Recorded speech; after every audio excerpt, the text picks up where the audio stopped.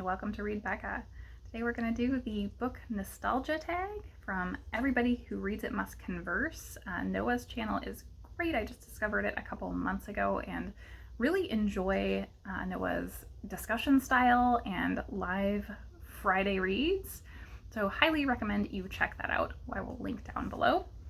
Also, I was tagged by AJ Dunn Reads and Writes, and AJ Dunn has been a great resource for me for specifically thriller reads.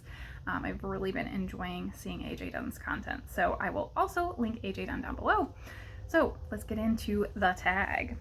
Number 1, oldest book from your life that you still own. So I grabbed 2 here. So you would think I would have super duper old copies of things, but no, my mom kept all the old books. So I've got these 2, the Black Arrow and the Talisman, and these are Abeka books, and Abeka was the publisher of the homeschool curriculum that I used growing up. So those have some nostalgia for me. I spent a lot of my homeschooling time reading rather than doing actual schoolwork, so clearly those bring back some memories. Number 2 is my first loved library book. So growing up, I was pretty far from town, and so trips to the library, I would load up on anything I could.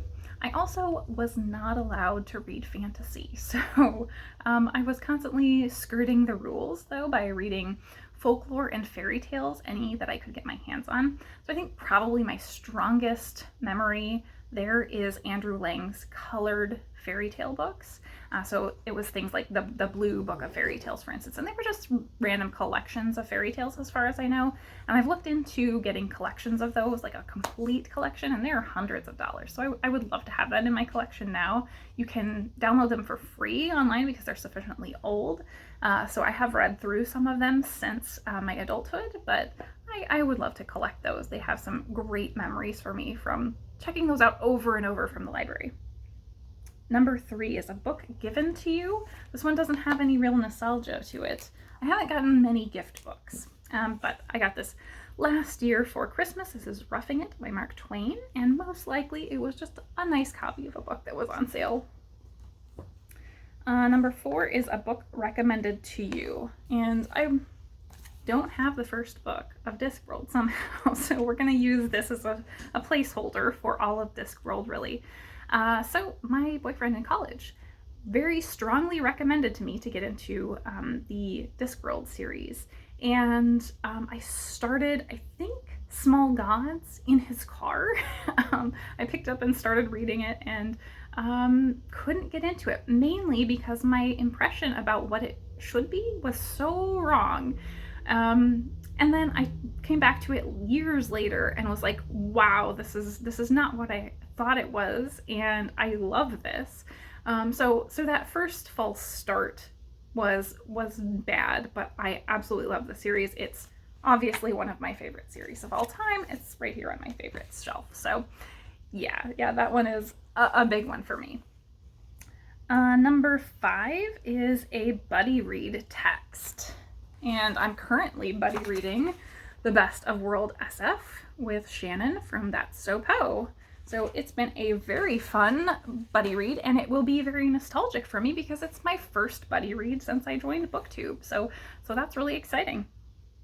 Number 6 is a book introduced to in school. I have talked about this one before, Le Morte d'Arthur. And this one I actually took, well, I guess backing up, I should have been an academic, I think.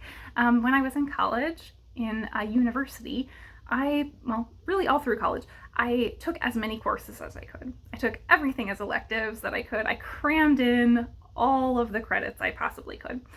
Even though I have a STEM degree, I went through a special exception. I had to write a paper and everything to join the literature honors program at my university.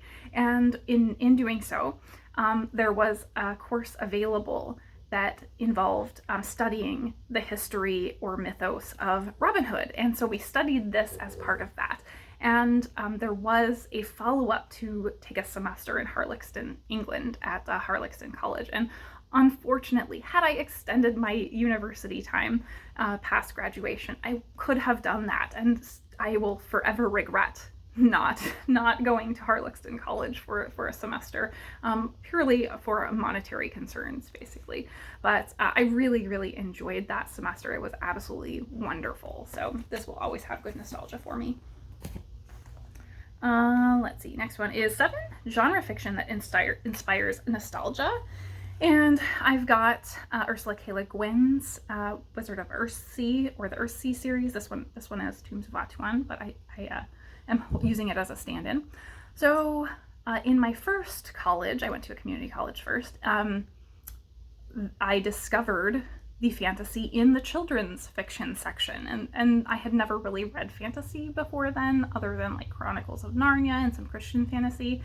And so this was my intro to the world of fantasy, and Le Guin has become probably my favorite author since then, and I absolutely adore her work, but it just opened up a whole new world of writing, and just her writing style influenced me so much. So yeah, this was very influential into my current reading, I think.